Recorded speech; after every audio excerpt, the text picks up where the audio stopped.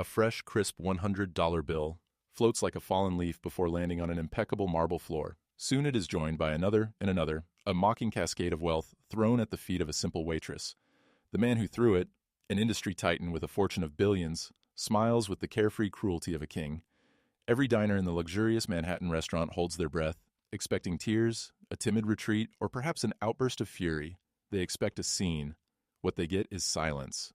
A silence so deep, so heavy, that it halts the entire room. Because the waitress does not cry, does not scream, she kneels, and with the grace of a fallen queen, begins her reply. A reply that will not only shatter the billionaire's world, but also expose a lie buried for years.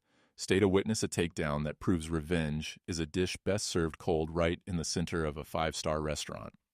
The soft clinking of cutlery against porcelain was the symphony of Chloe's life. Now it was a world away from the resonant chiming of the grandfather clock in her childhood home's foyer, a sound that once marked the hours of a life filled with promise and privilege. At 24, Chloe moved with an economy of motion that spoke of deep weariness, disguised as professional efficiency. Here at Aria, one of New York's most exclusive and ostentatious restaurants, efficiency was the currency of exchange. Aria was a theater of wealth. Floor-to-ceiling windows offered a breathtaking panorama of the city's glittering skyline, a view that cost more per square foot than Chloe earned in a year. The air was heavy with the aroma of truffle oil, aged Bordeaux, and the subtle, expensive perfumes of its clientele. Men in bespoke suits, worth more than her student loan debt, discussed mergers and acquisitions over plates of seared scallops, their voices a low, confident hum. Women adorned with diamonds that could blind a lesser mortal laughed with practiced delicacy, their lives a tapestry woven with threads Chloe could no longer even imagine touching. For 2 years, this had been her reality. By day, she was a law student at Columbia, buried in treatises and jurisprudence fueled by cheap coffee and a burning, unwavering determination. By night, she donned Aria's starched black uniform. Her identity was reduced to a polite smile and the name Chloe embroidered in silver thread over her heart. The irony was a bitter pill she swallowed with every shift. She who once had dined at tables like these now served them. She who had understood the nuances of a Rothschild molten cadet now recommended it to people who couldn't pronounce it. Her family name, Ellison, was once synonymous with integrity in the world of architectural innovation. Her father, Robert, was a genius, a man who built his company, Apex Designs, from a garage into a global powerhouse. He believed in sustainable design and ethical practices, principles that ultimately made him vulnerable. Chloe remembered a home filled with warmth, blueprints spread over the dining room table, and the infectious sound of her father's laughter. That world had shattered, imploded under the weight of a hostile takeover. It was a swift, brutal corporate execution orchestrated by a man who viewed companies not as legacies or collections of people, but as assets to dismantle and sell for parts. That man's name was a curse, she whispered to herself in the dark, a name that propelled her through grueling late-night study sessions, Conrad Bantz. That night, the restaurant was particularly electric. The air crackled with the presence of power. Chloe moved through the maze of tables with her tray held high and steady. She refilled water glasses with a ghostly touch. She cleared plates with silent grace and answered questions about the seared branzino with a script she could recite in her sleep. She was a ghost visible only when needed. It was a role she had perfected. "Excuse me, girl." A sharp voice cut through the ambient murmur. Chloe turned, her professional smile already forming. A woman with a surgically tightened face and lips swollen to a comical pout impatiently pointed to a microscopic speck in her wine glass. "Is this how you clean your stemware? I expect perfection, not this filth." Chloe's smile did not waver. "My deepest apologies, madam. I'll bring you a fresh glass immediately." Inside, a familiar, weary resignation settled. This was the nightly dance of servitude. She had to absorb the petty frustrations and casual cruelties of the ultra-rich, to be a blank canvas for their projections of superiority. She went to fetch a new, meticulously polished glass from the bar, presenting it as if it were the Holy Grail. The woman inspected it, holding it against the light before giving a dismissive nod. Chloe retreated with her back straight, her dignity a fragile shield. She polished every night before her shift. Her station was near the kitchen, a chaotic inferno of clanking pans and shouted orders, a stark contrast to the serene elegance of the dining room. Her friend, another waitress named Sarah, leaned against the stainless steel counter, rubbing her tired feet. "Table 7 is a nightmare," Sarah muttered, rolling her eyes.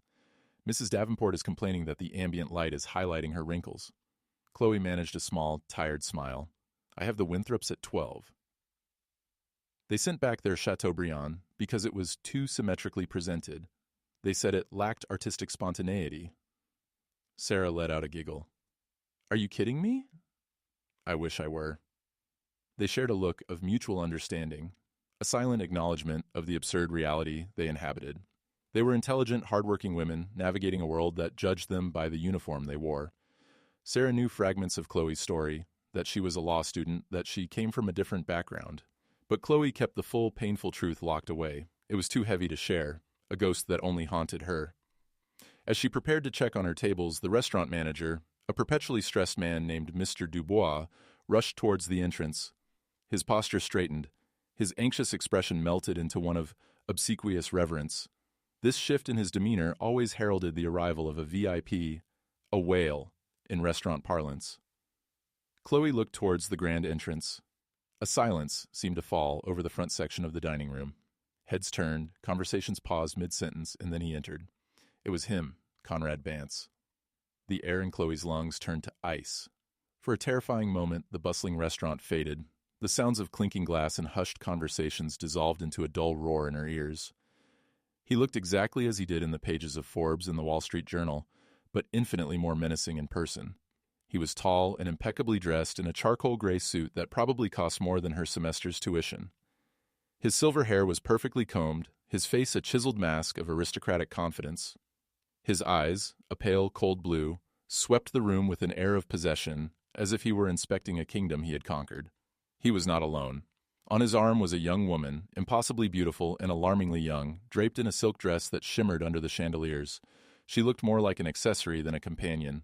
Chloe felt a primal urge to flee, to hide in the kitchen until he left.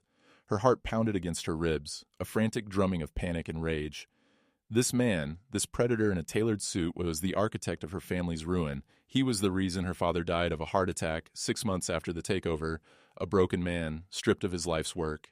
He was the reason her mother lived in a tiny rented condo in Florida, a shadow of her former self. He was the reason Chloe was here, balancing plates and smiling through insults, fighting for a future that had been stolen from her. Mr. Dubois fluttered around him, bowing and scraping like a courtier before a king. Mr. Bance, an honor, a true honor to have you with us tonight. Your usual table is ready. Of course, his usual table. Chloe's stomach churned.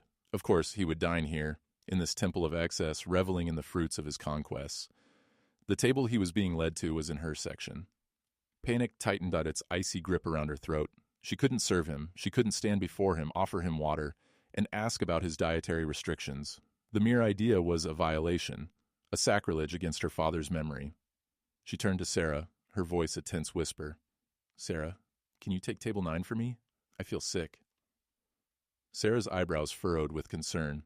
She looked at Chloe, then at the approaching figure of Conrad Bance. She didn't understand the connection, but she saw the genuine terror in Chloe's eyes. Of course, Chloe, go take a minute back. But it was already too late. Mr. Dubois, leading Bance's party, was already gesturing in her direction. Chloe is one of our best waitresses, Mr. Bance, his voice announced, exuding sycophantic praise. She will ensure your evening is nothing short of perfect. Conrad Bance's cold blue eyes fell upon her. For a terrifying, heart-stopping second, she thought he might recognize her. She was older now, her features hardened by stress and grief, her long hair pulled back in a severe bun. But the Ellison family resemblance was strong, yet his gaze passed over her with a complete lack of recognition. She was just part of the scenery, a uniform, a tool for his convenience. The disdain was more insulting than any confrontation. He gave a brief nod, almost imperceptible, not at her, but in her general direction. See that it is, his voice a low baritone that oozed authority and disdain. There was no escape. Trapped by the etiquette of her profession and the crushing weight of her circumstances, Chloe took a slow, steadying breath. She picked up 2 leather-bound menus, Aria's golden emblem feeling like a brand on her skin.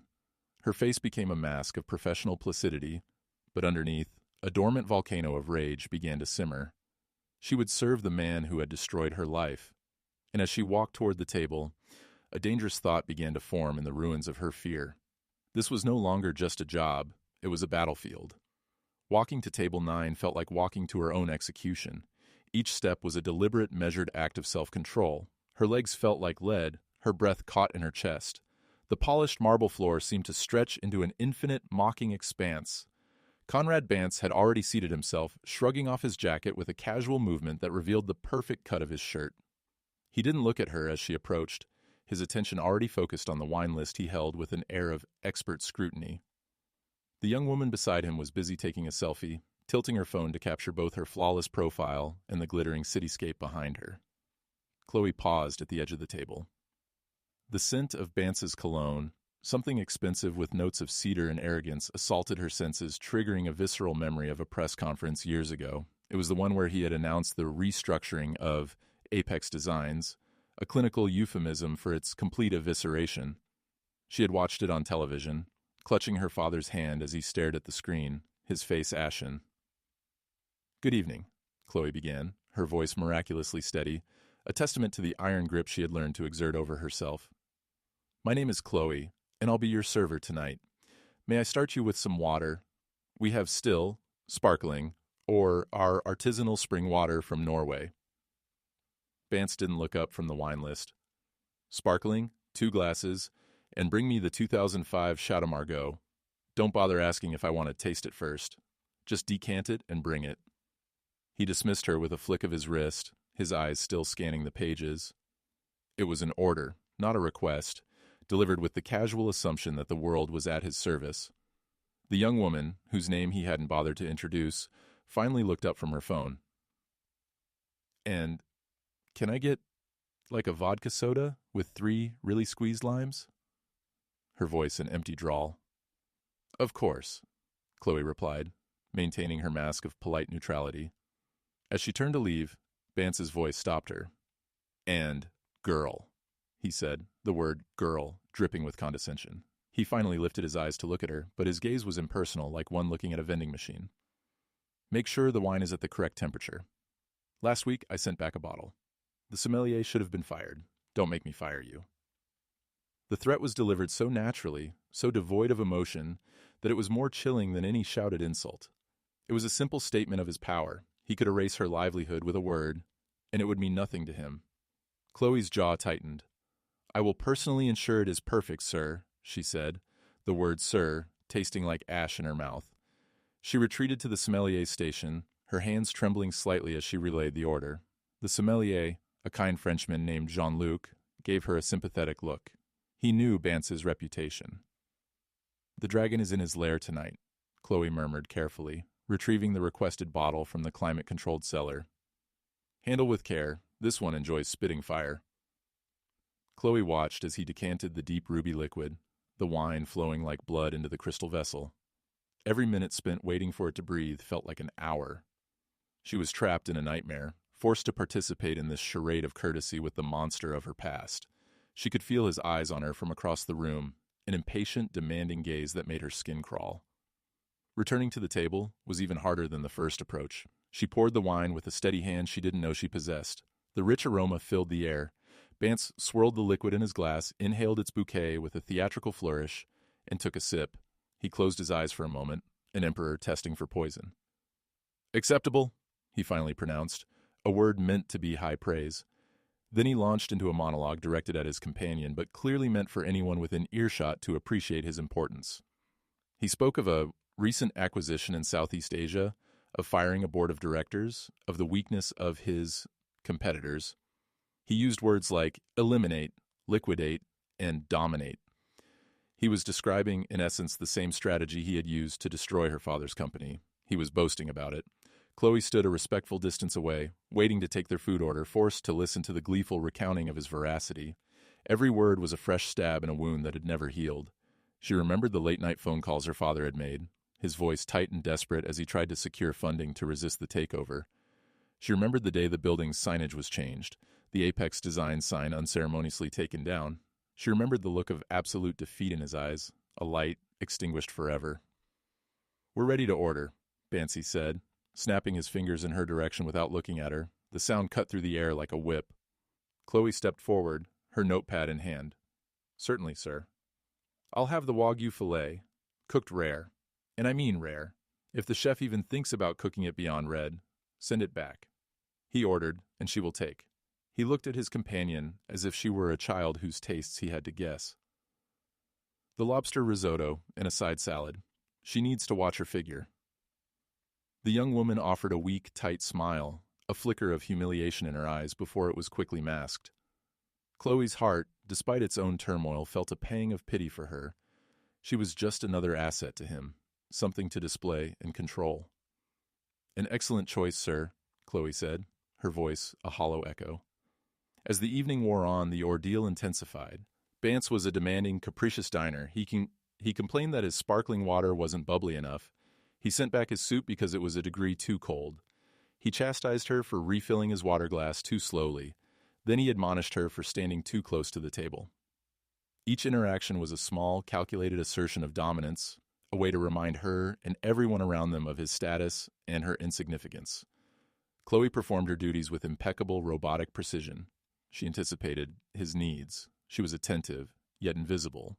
She endured his condescension with a placid expression that revealed nothing of the storm raging within her. She was playing a long game, though she didn't yet know what the end game was. All she knew was that she wouldn't break. To show any weakness in front of him would be to dishonor her father's memory. Her mind was a chaotic whirlwind of past and present. She saw her father at his drafting table, his face illuminated by passion as he sketched a new building. She saw him on the witness stand during the fraudulent legal proceedings Bance had initiated, his integrity questioned and his reputation sullied. She saw the for sale sign being hammered into the lawn of their family home. These images flickered behind her eyes as she placed a perfectly seared Wagyu filet in front of the man responsible. The final act of the meal arrived, dessert. Bance ordered a cheese board and a glass of aged port, continuing his lecture on the art of the deal. Chloe was in the process of clearing the main course dishes when it happened. As she reached for the risotto plate, her sleeve, just for a fraction of a second, brushed the edge of Bance's water glass. A single, tiny drop of condensation rolled down the glass and landed on the immaculate white tablecloth. It was nothing, a minuscule, insignificant event that 99% of diners would never notice. But Conrad Bance noticed everything. His monologue stopped abruptly. His cold blue eyes, sharp as shards of glass, flicked from her sleeve to the glass and then to the tiny, glistening water drop on the tablecloth. The silence that fell over the table was sudden and absolute. "What," his voice dangerously low, "do you think you are doing?" Chloe froze, her hand hovering over the plate. "My apologies, sir. I was just clearing." "You're incompetent," he cut her off, his voice rising in volume, attracting the attention of surrounding tables. "Or just clumsy. Do you have any idea what this suit cost? Do you know what this food costs? This is Aria, not some dive diner. We expect a certain standard of service here, a standard you are clearly incapable of meeting." His words were like physical blows. The color drained from Chloe's face. She could feel the eyes of the other diners on her, a mix of pity, discomfort, and morbid curiosity. Dubois was already rushing towards them, his face pale with alarm. "Is there a problem, Mr. Bance?" his voice shaking slightly. Bance smiled with a cruel twist of his lips. "The problem, Dubois, is your staff. This girl is a disgrace." Clumsy, inattentive, he gestured dismissively toward Chloe. "I come here for perfection, and I'm met with this amateur display." Chloe remained motionless, a carved statue of humiliation. She wanted the floor to swallow her whole, but beneath the shame, the simmering rage began to boil. The drop of water was just a pretext. This wasn't about service, it was a demonstration of power. This was who he was, a man who built himself up by tearing others down, whether it was a multi-million-dollar corporation or a minimum-wage waitress. He had done it with her father, using legal loopholes and fabricated accusations as weapons. Now he was doing it with her, using a drop of water in his booming voice. The pattern was the same, the cruelty was the same, and in that moment, something inside Chloe broke. The years of repressed grief, the nights of silent crying, the burning injustice of it all coalesced into a point of cold, hard clarity. The fear was gone, burned away by the white-hot fury of her anger. She would not be his victim, not tonight. Conrad Bance was enjoying this. He thrived on these kinds of public displays, a little drama where he was the star, director, and unquestionable judge. The fear in the manager's eyes, the humiliation on the waitress's face, the rapt attention of the surrounding tables. It was all a form of tribute, a confirmation of his power. He was a shark that felt most alive when he smelled blood in the water, and the tiny drop on the tablecloth was all the blood he needed. I'm so terribly sorry, Mr. Bance, Mr. Dubois stammered, wringing his hands. Please, allow us to comp your entire meal. And Chloe, she will be disciplined, I assure you. Bance let out a short, humorless laugh. Compensate me, Dubois? You don't seem to understand. I don't need your money. This isn't about the cost of the meal. It's about principle. It's about competence. It's about the fact that I have to be surrounded by mediocrity. He gestured vaguely towards Chloe as if she were faulty equipment. Chloe remained silent, her posture rigid. She did not look at Mr. Dubois or the gawking diners. Her eyes were fixed on Conrad Bance. For the first time that night, she didn't see a terrifying corporate titan or a demanding customer. She saw a bully, a pathetic, small man who derived his sense of worth from belittling others. She saw the man who had cornered her father, not with superior business acumen, but with ruthless, dishonest tactics, bleeding his company dry with frivolous lawsuits and market manipulation until he was forced to sell for pennies on the dollar. This display of public shaming was just a microcosm of the same cruel methodology. People like her, Bance continued, his voice ringing with theatrical disdain. They don't understand excellence. They drift through life expecting handouts, doing the bare minimum. They have no ambition, no drive. They're a drag on the rest of us, the people who actually build things, who actually matter. His words, intended to crush her, had the opposite effect. They were a crystallization of his entire worldview, a philosophy of contempt that she had been fighting against in her law studies and in her life. He wasn't just insulting her as a waitress, he was insulting her as a person, as a member of a class of people he deemed beneath him. He was insulting her father, who had built a company with passion and innovation, not on the broken backs of others. The young woman next to him stared at her plate, her perfect makeup unable to conceal the deep discomfort on her face. She looked trapped, another beautiful object in Bance's collection, now part of a scene she clearly did not want to be in. Bance reached into the inner pocket of his jacket. With a flourish, he pulled out a thick money clip. It was sterling silver engraved with a B. He slid out a thick wad of crisp new $100 bills. Chloe's breath hitched. She didn't know what he was going to do, but she knew it would be cruel. He held the wad of bills between his thumb and forefinger. He looked directly at her, a mocking smirk playing on his lips. You know what the problem is? He said. People like you only understand one thing. And then he threw the money. It wasn't a mere drop. It was a deliberate, contemptuous flick of the wrist. The bills, held together only by their crispness, fanned out in the air. They floated downward, a slow, silent cascade of green and white landing around Chloe's feet and on the glistening marble floor. One bill settled on the toe of her practical black shoe. Another nestled near the leg of a neighboring table. The act was so shocking, so brazenly degrading, that an audible gasp swept through the dining room. Conversations didn't just pause, they died. The soft clinking of silverware ceased. The string quartet's music in the corner seemed to fade into nothingness. The entire bustling theater of aria froze. Every eye in the room now fixed on the tableau at table 9. The powerful billionaire reclined in his chair with a triumphant smirk, the money scattered on the floor, and the lone waitress standing in the center of it all. Mr. Dubois looked about to suffer an aneurysm. His face was ghostly white, his mouth opening and closing like a fish out of water. This went beyond a customer complaint. It was a spectacle of humiliation unparalleled. There you go, Bancy said into the suffocating silence, his voice resonating with satisfaction. A tip for your services? Perhaps you can use it to buy a lesson in competence, or maybe just a new uniform, one without your clumsiness all over it. He expected tears. He expected her to flee in shame, or perhaps he expected her to stoop in an awkward, undignified scramble to pick up the money, confirming his belief in her inferior nature. Any of these reactions would have solidified his victory. He had reduced her to her basic function, a poor girl who could be bought off, appeased, or fired with money. But Chloe did none of those things. She remained perfectly still for a long moment, the money lying at her feet like an offering to a disdained God. The seconds stretched into an eternity. The silence in the room grew heavier, deeper. It was no longer just a pause in the ambient noise. It was an entity unto itself, a vacuum filled with anticipation and disbelief. Chloe's gaze, which had been fixed on Bance, slowly descended to the floor. She looked at the scattered bills. She saw Ben Franklin's face staring up at her from the polished marble.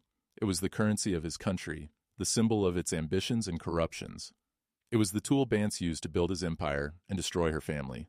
It was just paper, but it was also everything. She took a slow, deep breath, drawing the frigid air into her lungs. The initial shock, the hot sting of humiliation, began to recede. In its place, something cold and hard settled in her chest. It was the clarity she had felt moments earlier, now sharpened to a razor's edge.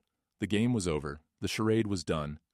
He had escalated this from a simple power play to a declaration of war against her dignity, and he had no idea who he was fighting. With a grace that seemed utterly out of place in the charged atmosphere, Chloe lowered herself. She bent her knees, not in a frantic scramble, but in a slow, deliberate genuflection. The entire room watched as she knelt on the cold marble floor. Her movements were fluid and controlled, like a dancer beginning a complex, sorrowful performance. The humiliation he had tried to inflict was transforming moment by moment into something else entirely, something powerful, something dangerous. She wasn't humbling herself, she was preparing. As Chloe knelt, the silence in Arya became absolute. It was a living, breathing thing, a shared exhalation of 100 people. Who knew they were witnessing a moment that would be recounted for years? Every diner, every waiter, every busboy was frozen, their attention completely captivated. Conrad Bance watched her, his smirk unwavering, convinced he was about to witness her final pathetic submission. He saw a waitress on her knees, and in his mind, the transaction was complete. He had paid for his humiliation, and now she would collect his fee. Chloe's fingers, long and agile from years of piano lessons in her youth and carrying heavy trays in the present, touched the first $100 bill. The paper was crisp, almost sharp. She didn't snatch it. She picked it up delicately, as if it were a fragile artifact. Then she moved to the next, and the next. Her process was methodical, painstaking. She collected each bill with a silent reverence that was profoundly unsettling. This was not a desperate woman scrambling for money. She was a meticulous archivist cataloging an injustice. With each bill she picked up, she carefully folded it in half, the crease crisp and precise. She placed the folded bills one on top of the other, forming a neat, compact stack in the palm of her left hand. The room watched her every move. They saw the straightness of her back, the focused intensity in her eyes. There was no shame in her posture, only a deep, almost frightening sense of purpose. The act of picking up the money that Bance had intended as the final note of her degradation was transforming into a ritual of defiance. Bance's smirk began to falter. This was not the reaction he had anticipated. The tearful, whimpering retreat or the greedy scramble had not materialized. Instead, there was this cold, silent ceremony he couldn't comprehend. A flicker of unease, a sensation unfamiliar to him, began to stir in his gut. Chloe picked up the last bill. She now held the neat little stack of folded money in her palm. Slowly, with the same deliberate grace, she rose to her feet. She did not look disheveled or defeated. She looked composed, regal, even in her simple black uniform. She held the stack of bills, not as a tip, but as evidence. She took 2 steps forward, closing the distance between herself and the table, until she stood directly in front of Conrad Bance. She held his gaze. Her eyes, which had been downcast or professionally neutral all night, now burned with an intensity that made him physically recoil. It was a look of pure contempt, refined to a spear's point. She extended her hand, the one holding the stack of neat bills. "You dropped this," she said. Her voice was not loud, but it cut through the silence of the vast dining room with the clarity of a resonant bell. It was not the voice of a timid waitress. It was the voice of an equal. Bance stared at her momentarily speechless. He was flustered. "I didn't drop it," he managed finally, the smirk returning to his lips. "It's a tip for you. Take it." Chloe's expression did not change. Her gaze did not waver. "No," she said, the single word hanging in the air, sharp and final. "I don't think it is." She placed the stack of bills on the table next to his half-eaten fillet plate. She nudged it forward an inch with the tip of her finger, a gesture of undeniable finality. "We have a policy against accepting charity," she continued, her voice still quiet, but every person in the room heard every word. "And besides, I think you're going to need it more than I do." A confused murmur rippled through the room. Bance's face, which had been a mask of arrogant amusement, now clouded with genuine anger and confusion. Who was this girl? Who was this insignificant waitress to defy him? To speak to him with such insolence? What the hell is that supposed to mean? He growled, his voice a low roar. Chloe straightened to her full height. The time had come, the culmination of years of pain, of study, of silent burning rage. She dropped the waitress mask completely, and for the first time, she let him see the woman beneath. She let him see the ghost he had created. "My name," she said, her voice ringing with a force she didn't know she possessed, "is Chloe Ellison." She paused, letting the name settle in the air. She watched his face for a flicker of recognition, but there was none. To him, the name meant nothing. He had destroyed so many lives, so many companies, that the names of his victims were a meaningless blur. So she gave him another. "My father was Robert Ellison." This time, she saw it. A subtle shift, almost imperceptible in his cold blue eyes, a hardening around his mouth. The name registered, a distant echo of a past conquest. Robert Ellison, Apex Designs, an easy victory from years ago. The silence in the room was now so complete it felt like a physical pressure. The air was thick with unsaid questions. Who was Robert Ellison? What was happening? Chloe's next words were delivered with the precision of a surgeon's scalpel, each one intended to inflict maximum damage. "Perhaps you remember him. He was the founder and CEO of Apex Designs, an architectural firm you acquired and dismantled about 5 years ago." Bance's face hardened. The color began to drain from it.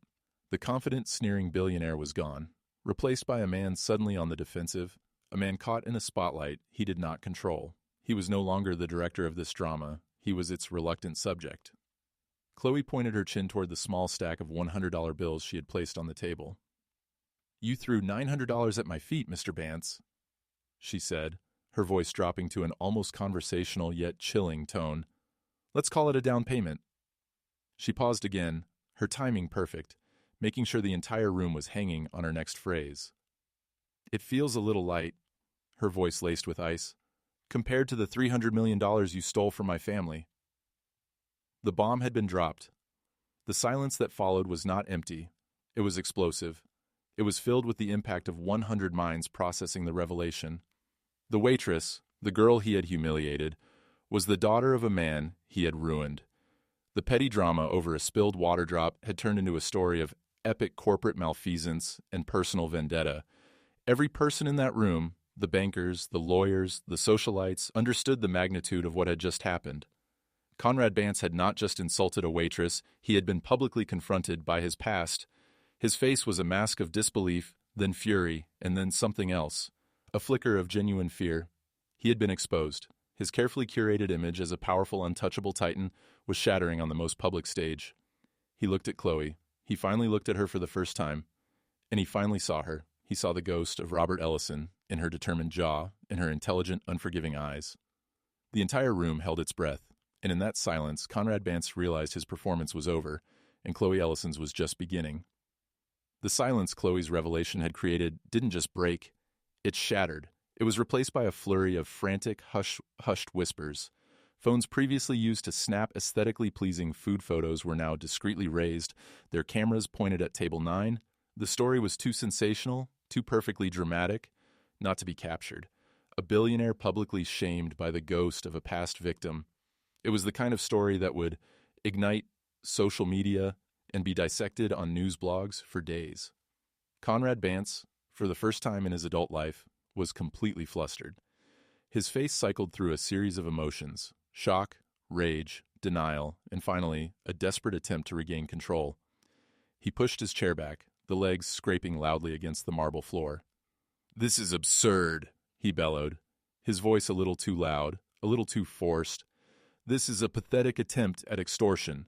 She's clearly unhinged. Security, Dubois, get this liar out of here." But his words lacked their usual authoritative venom. The spell was broken. He was no longer a king in his court. He was just an angry, cornered man. Mr. Dubois, who had been frozen in horror, finally reacted, but he did not move towards Chloe. He looked unsure, caught between his fear of Bance and the undeniable power of the moment Chloe had created. Chloe was unfazed by his outburst. She simply held her ground, her calm composure a stark contrast to his sputtering rage. "A liar?" she queried, her voice still measured and clear. "I have the court documents, Mr. Bance. The ones from the preliminary injunctions you filed to bleed my father's company of its legal funds. I have the sworn statements from employees you forced out with NDAs. I've spent the last 2 years of my life studying them. I'm a third-year law student at Columbia, specializing in corporate litigation. You didn't just ruin a man, you created your worst enemy. Every word was a nail hammered into his public coffin. She wasn't just an emotional victim seeking revenge. She was an intelligent, informed adversary who knew his playbook. Bance's companion, the young model, looked horrified. She slowly slid her chair away from him, a physical act of disassociation. This was not the glamorous evening she had signed up for. Before security arrived or Mr. Dubois could decide on a course of action, a new actor entered the scene. An older man who had been dining alone at a nearby table slowly rose. He was impeccably dressed in a classic tweed jacket, with a kind, weathered face and sharp, intelligent eyes behind a pair of gold-rimmed glasses. He had observed the entire exchange with keen, analytical interest. He walked towards the table, his presence commanding a quiet authority that Bance's blustering could no longer. He placed a gentle hand on Chloe's arm. "Miss," his voice a warm, cultured baritone, "forgive the intrusion. My name is Arthur Abernathy." Chloe looked at him, confused. The name sounded vaguely familiar. "I was your father's first lawyer," Abernathy continued, a sad smile touching his lips. "A long time ago, before he made it big. I knew Robert well. He was a good man, an honorable man." Then he turned his sharp gaze back to Conrad Bance. The warmth in his eyes vanished, replaced by glacial disapproval. "Bance, I'm also familiar with your work." Conrad Bance's face blanched. He knew exactly who Arthur Abernathy was. Abernathy wasn't just any lawyer, he was a legend in New York legal circles, an old guard lion, known for his fiercely ethical standards and brilliant strategic mind. He was semi-retired, but still wielded immense influence. To be in Abernathy's crosshairs was a death sentence for one's reputation. "Abernathy," Bance growled, the name a concession of defeat. "This is none of your concern. A young woman of this caliber, the daughter of my late friend, being publicly humiliated by a corporate buccaneer such as yourself?" Abernathy's voice was soft, but it carried the weight of moral condemnation. "I believe that makes it very much my concern." He looked back at Chloe, his expression softening. "What you did here tonight, young lady, took more courage than I've seen in a courtroom in 20 years. Your father would have been immensely proud." The tears she had held back through all the humiliation and anger stung at the back of Chloe's eyes at the mention of her father's pride. She blinked them back fiercely. Now was not the time for tears. Abernathy gave her a reassuring squeeze on the arm. "Come, you and I are going to have a chat. I think my dinner here is quite finished, and frankly the atmosphere has become rather spoiled." He gave Bance one last withering look. "You'll be hearing from me, Bance. I suggest you hire counsel. Good counsel. You're going to need it." With that, he gently led a stunned Chloe away from the table. As they walked through the silent, watching restaurant, it felt as if the entire world had shifted on its axis. She was no longer Chloe the waitress. She was Chloe Ellison, Robert Ellison's daughter, and she had an ally. Mr. Dubois intercepted them near the exit, his face a mess of conflicting emotions. "Miss Chloe, you don't have to worry about your job." Chloe looked at him, and for the first time that night, offered a small, genuine smile. "Thank you, Mr. Dubois, but I quit." Stepping out of the oppressive, overheated atmosphere of Aria and into the cool Manhattan night air was like surfacing from a deep sea dive. Chloe took a deep breath, the city lights blurring in her vision.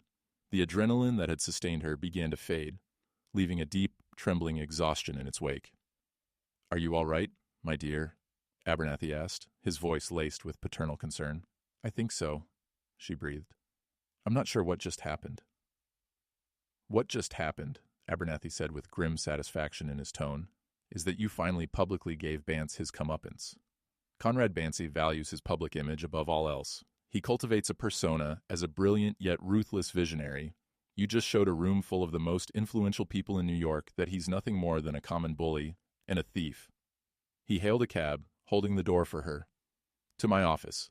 We have much to discuss."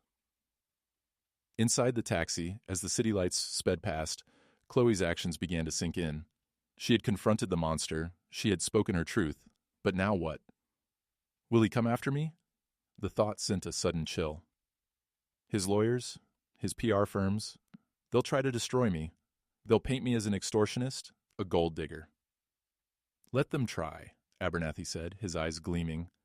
I've been bored in my retirement. I could use a good fight. And we have something his army of soulless corporate lawyers don't have: the truth. He looked at Chloe, his expression serious. Tell me everything, Chloe. Everything you remember about the acquisition, every document you've studied. Your father was a meticulous man. I know he kept records. Bance won using 1,000 small cuts, legal but unethical maneuvers designed to create a death by 1,000 paper cuts. But men like Bance always get sloppy. They get arrogant.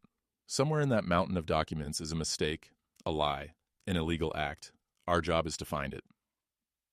As the cab sped through the night, carrying her away from her old life and towards an uncertain new one, Chloe began to speak. She told him about the shell corporations, the proxy battles, the inexplicable drops in stock value, the rumors spread to spook investors. She poured out the details she had spent years memorizing, the intricate corporate machinery Bance had used to crush her family. And as she spoke, the exhaustion was replaced by a familiar, powerful feeling. The burning determination that had carried her through law school, that had fueled her through the darkest nights. She had thrown the first stone. Now, with Arthur Abernathy by her side, she was ready to start an avalanche. The fight was far from over. It had only just begun. The video of the incident at Area exploded online. Chloe was instantly hailed as a folk hero, but Conrad Bance's PR machine hit back with a brutal smear campaign, painting her as an unstable extortionist. Ignoring the public noise, Chloe and Arthur Abernathy focused on the law. They assembled a team of forensic accountants and investigators, turning Abernathy's office into a war room dedicated to finding a crack in Bance's corporate armor. Their breakthrough came in the form of Frank Coleman, her father's former CFO, who had been silenced by a draconian NDA. Initially terrified, Frank was moved by Chloe's appeal to her father's memory and finally revealed the truth. Bance's acquisition wasn't just ruthless, it was criminal. He had used a complex offshore scheme, a ghost trade, to orchestrate a massive short-selling attack, illegally manipulating the stock price downward just before his acquisition. It was undeniable securities fraud. This testimony was the smoking gun. Armed with irrefutable evidence, Abernathy filed a massive civil lawsuit and a formal complaint with the SEC. The narrative immediately shifted from a media spat to a serious legal threat. The attacks on Chloe ceased, and Bance Industries' stock faltered. Soon the call came from Bance's lawyers. They wanted a meeting to discuss a settlement. Chloe agreed to attend, but not to negotiate a price. She was going to demand justice, not a payout. The reckoning took place in a sterile conference room on a top floor overlooking the city. Conrad Bance, flanked by his lawyers, made the initial move he always made. He offered money. A staggering sum of $50 million was placed on the table in exchange for Chloe's signature on a permanent NDA. It was a sum meant to silence, to erase the past. Chloe didn't even look at the offer. Instead, she pushed a single sheet of paper across the mahogany table. It wasn't a negotiation. It was a list of terms for his surrender. She demanded a full public apology published in national newspapers, admitting his illegal tactics. The establishment of a $300 million foundation in her father's name to aid victims of corporate fraud, and his immediate and permanent resignation from the company he had built. Bance's lawyers erupted, threatening decades of litigation, but Arthur Abernathy calmly silenced them, revealing his trump card: a briefcase containing a sworn affidavit and irrefutable forensic evidence of securities fraud. He presented Bance with an option: accept Chloe's terms for his public disgrace or face the SEC and a probable prison sentence for racketeering. The fight drained from Bance's face, leaving only an empty shell. He was checkmated. He accepted every term. Chloe finished law school and joined Abernathy's newly renamed firm, Abernathy & Ellison. She had sought not riches, but justice. In restoring her father's legacy, she had forged her own. What you've just heard isn't just a story of revenge. It's a testament to the indomitable power of dignity and the quiet strength of those who are underestimated. Chloe began her night as a waitress invisible to the world of power and privilege she served. She ended it as the architect of a titan's downfall. Her story is a powerful reminder that wealth can buy luxury, but it cannot buy immunity from consequences. It shows us that the deepest victories are won not with fists or fortunes, but with courage, intelligence, and an unwavering belief in the truth. The world is full of bullies like Conrad Bance, but it is also full of heroes like Chloe, hiding in plain sight, waiting for their moment. If her incredible journey from humiliation to vindication moved you, please give this video a thumbs up to show your support. Don't forget to share this story with someone who needs a reminder that the little guy can win. And for more real-life stories that inspire and empower, make sure to subscribe to Stories of Black Women and hit the notification bell. Thanks for listening.